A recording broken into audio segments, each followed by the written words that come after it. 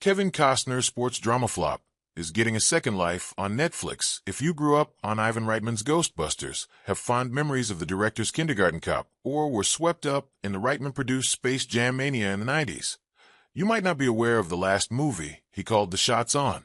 Reitman, who passed away in 2022, directed his final film in 2014, with Draft Day, a sports drama starring Kevin Costner as fictional Cleveland Browns general manager Sonny Weaver Jr. The film sees Weaver prepping for the titular event while dealing with some personal events that are pretty big in their own right.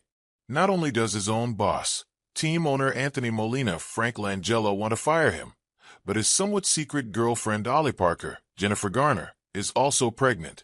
Amidst all this, Sonny takes a deal offered by the Seattle Seahawks that gives him and the Browns the first-round draft pick. Did he make the right choice? Well, that's very much where a lot of attention comes from, with Sonny fretting over his selection as the draft fast approaches. Draft Day wasn't quite the critical triumph Reitman was surely hoping his final film might be, but it fared reasonably well with reviewers. Unfortunately, the same couldn't be said for consumers, as Draft Day proved to be a commercial flop upon reaching theaters on April 11th. 2014. But I'm sure Reitman would be at least a little encouraged to hear that a decade later, streaming audiences have rediscovered his last movie and have sent Draft Day into the Netflix charts. Read more. Every actor who has played Nosferatu and what they look like without makeup. Draft Day is a top pick on Netflix. Draft Day might not have garnered a stellar critical response, but it actually made it to number 6 on Slash Film's ranking of Ivan Reitman's movies. With Scott Thomas writing the script is unquestionably zippy.